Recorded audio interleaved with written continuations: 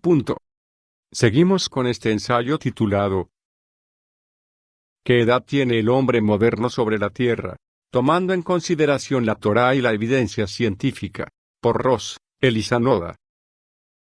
A continuación. Episodio 7. Travesía entre certezas rotas, ciencia, fe y el ego que no quiere ver. En cada estante de esta biblioteca imaginaria descansan teorías que alguna vez fueron incuestionables.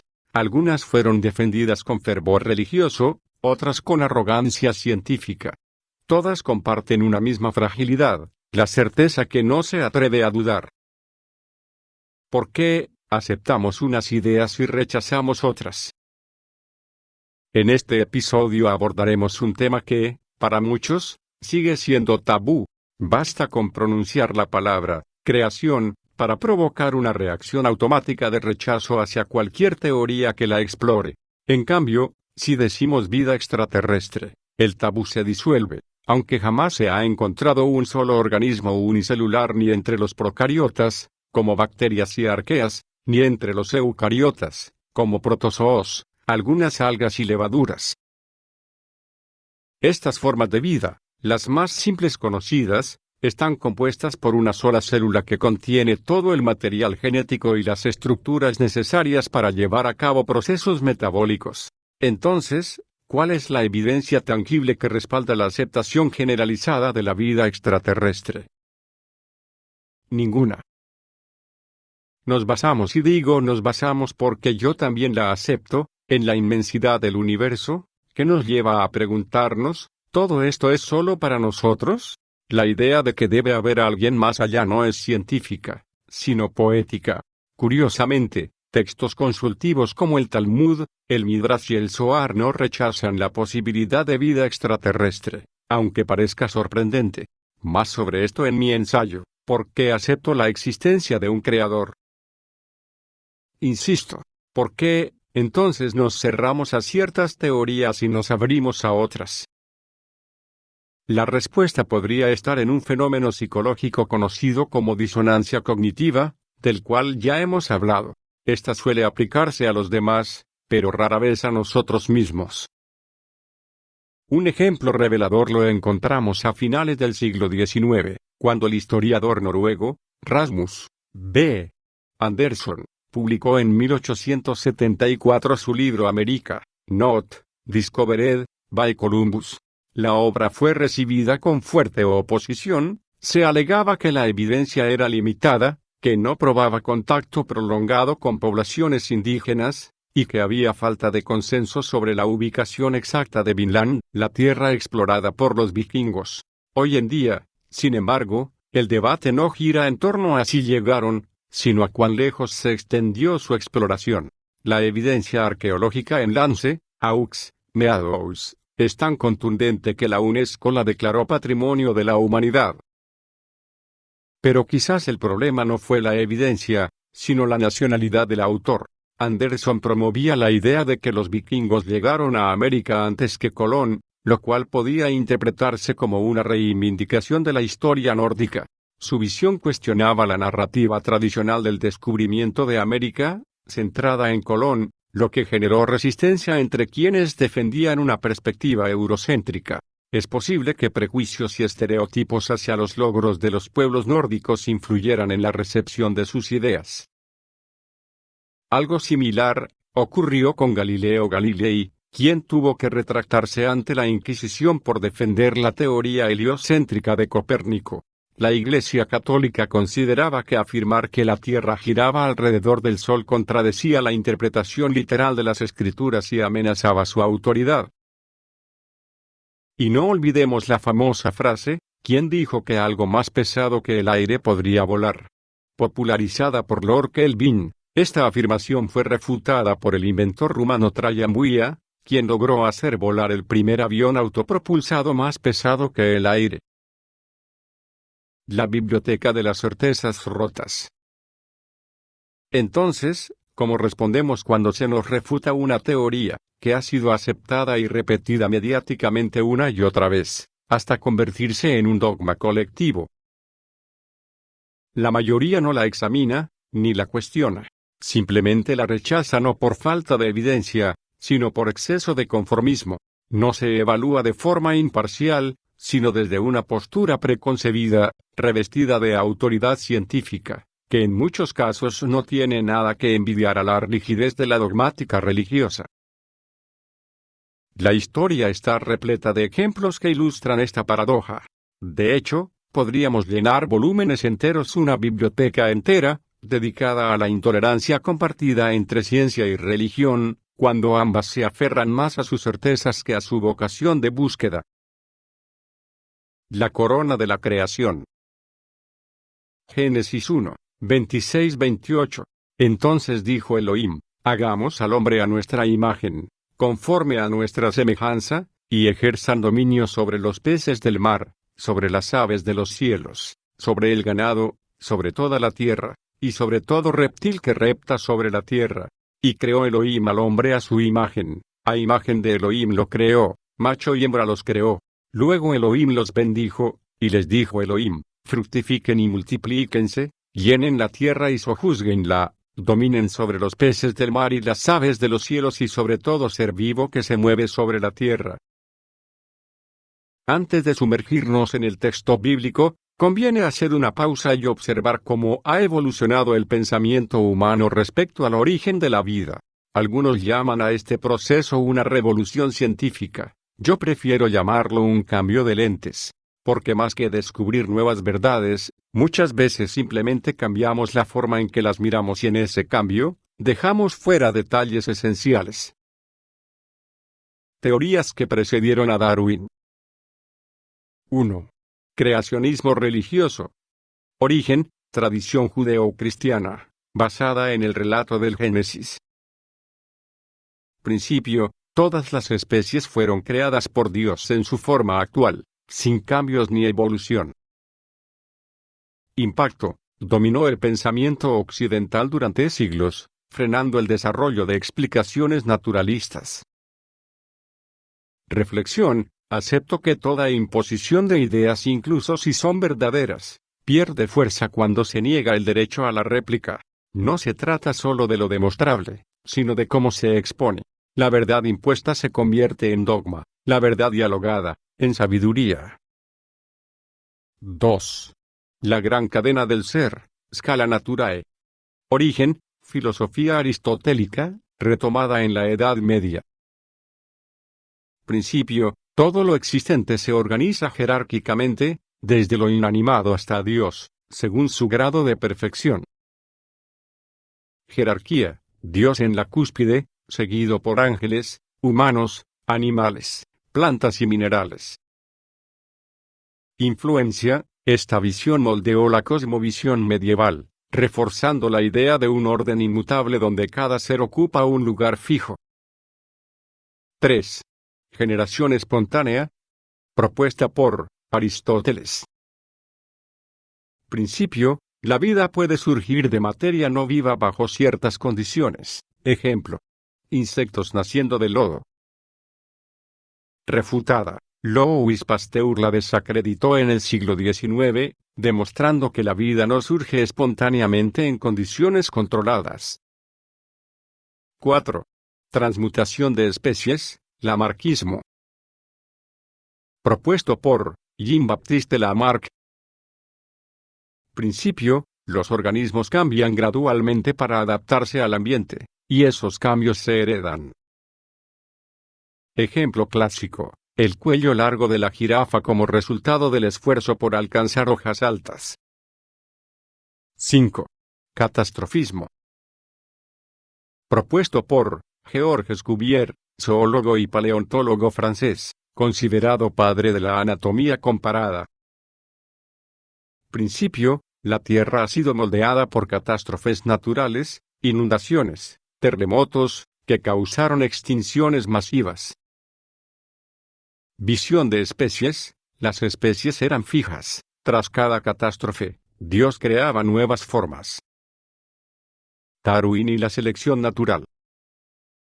Todas estas teorías prepararon el terreno para Charles Darwin, quien no solo propuso que las especies cambian, sino que intentó explicar cómo lo hacen, mediante la selección natural.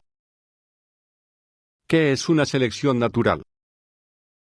Selección natural es el proceso por el cual los organismos con características favorables para su entorno sobreviven y se reproducen con mayor éxito, transmitiendo esas características a sus descendientes.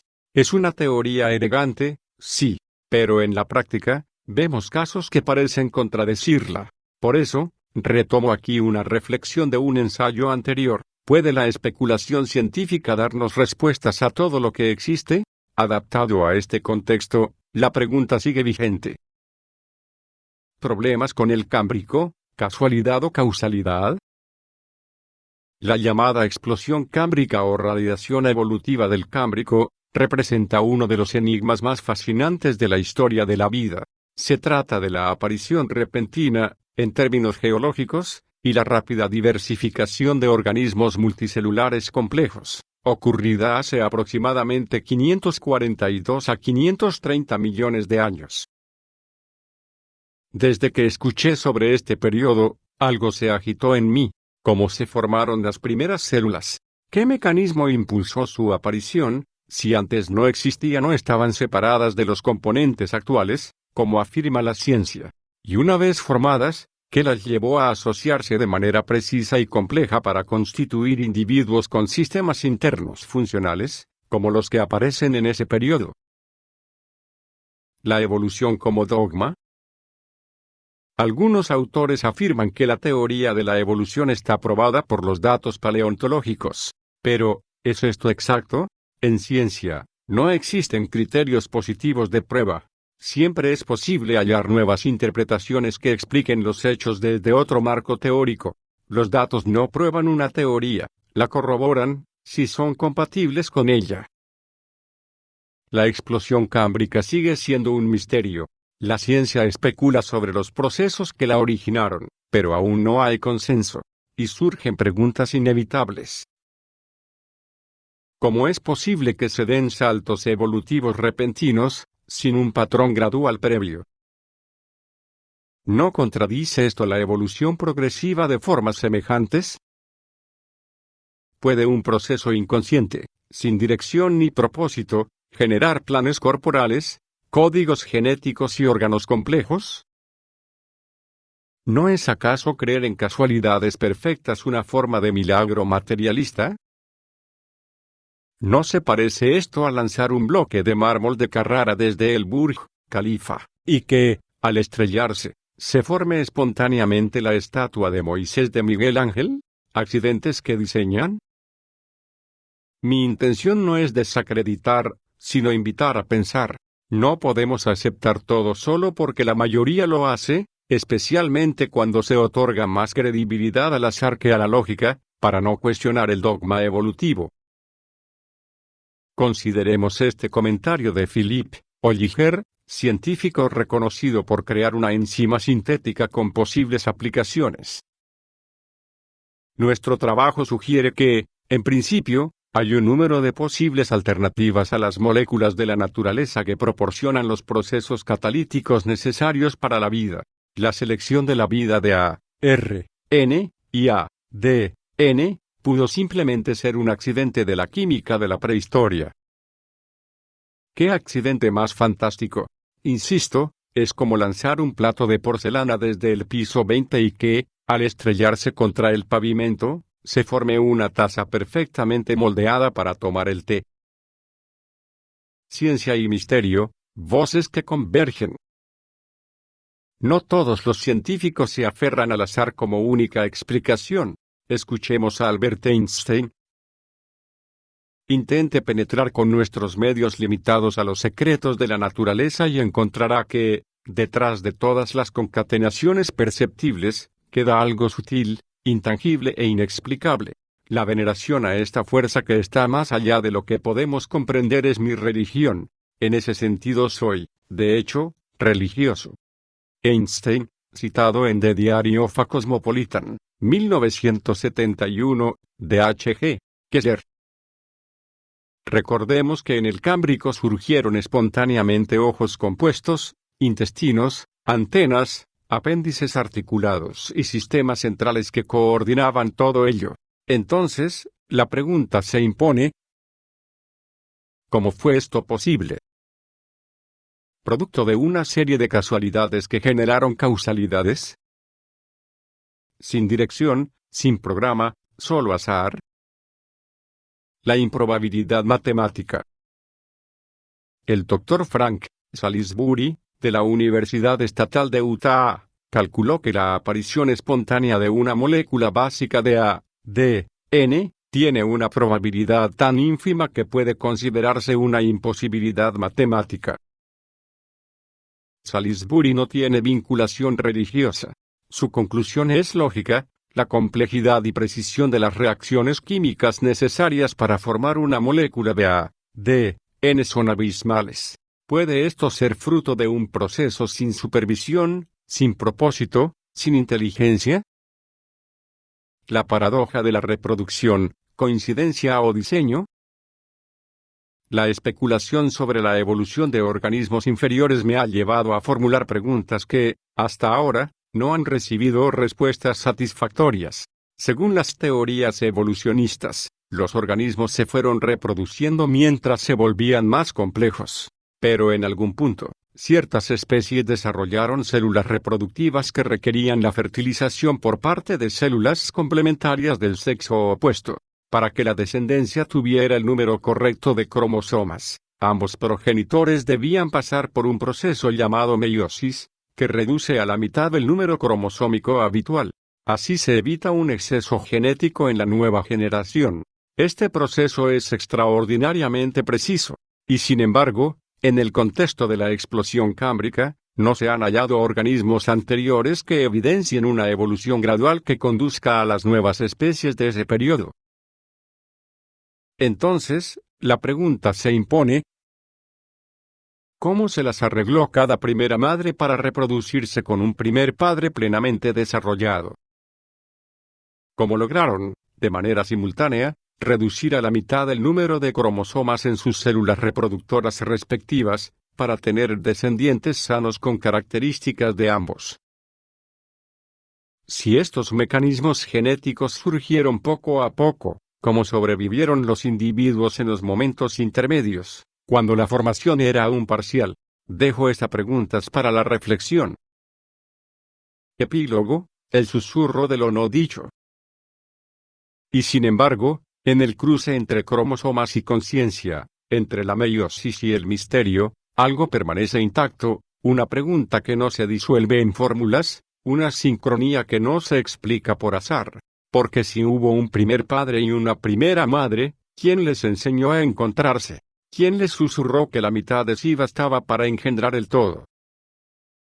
La ciencia traza mecanismos, la fe intuye significados, pero hay un terreno donde ambos callan: el instante en que la vida decidió replicarse con belleza, no solo con eficiencia. Tal vez allí, en ese silencio previo al primer latido, resuena aún la voz que dijo: hagamos al hombre a nuestra imagen, conforme a nuestra semejanza. No como dogma, sino como posibilidad lógica. Fábula final: 3 ciegos y un solo ego. 3 ciegos, por circunstancias ajenas a su voluntad, se perdieron juntos en una selva. Aunque compartían el mismo destino, ninguno hablaba con los otros. La razón: cada uno se creía superior, y en su orgullo, la conversación se volvió imposible. Sin saberlo, los 3 se toparon con un gran elefante. El primero tocó la cola y asumió que era una soga jamás vista. El segundo tropezó con una pata y creyó haber descubierto un tronco singular. El tercero exploró la trompa y pensó que era una manguera única en su especie. Temerosos de que los otros les robaran su hallazgo, guardaron silencio. Al ser rescatados, cada uno escribió un libro sobre su descubrimiento. La soga y sus beneficios para la humanidad. El tronco como símbolo de fortaleza. La manguera, revolución científica y técnica. El autor de la manguera alcanzó fama mundial, ya fuera por su elocuencia o por los múltiples usos que atribuía a su hallazgo. Pero ninguno de los ciegos leyó el libro del otro. Descartaban el contenido solo por el título, sin intentar comprender ni dialogar. Pasaron los años. Un lego curioso decidió leer los 3 libros. Al unir la información, comprendió que los 3 habían cometido el mismo error. Se trataba simplemente de un elefante. Con humildad, quiso compartir su hallazgo. Fue al primero, el del libro de la soga. Al saber que se basaba en los otros 2 libros, lo expulsó sin escucharlo. Lo mismo ocurrió con el autor del tronco. Entonces pensó: el autor de la manguera, por su fama y experiencia científica, seguro me escuchará. Pidió una cita. Pero al insinuar que quería cuestionar su investigación, no halagarla, el famoso autor estalló en ira. Amenazó con demandarlo por una suma millonaria, incluso con privarlo de su libertad por semejante atrevimiento. Moraleja: cuando dejamos que el ego gobierne nuestro raciocinio, somos peores que un ciego que no quiere ver. En la próxima parte de estos videos veremos si el Eterno lo permite. Episodio 8. La silla que rechazó al carpintero. La digestión amarga de la lógica cuando no está de moda. Saludos a todos. Shalom. Rosh Elisanoda, miembro de la comunidad Netzarita Ani, a mí.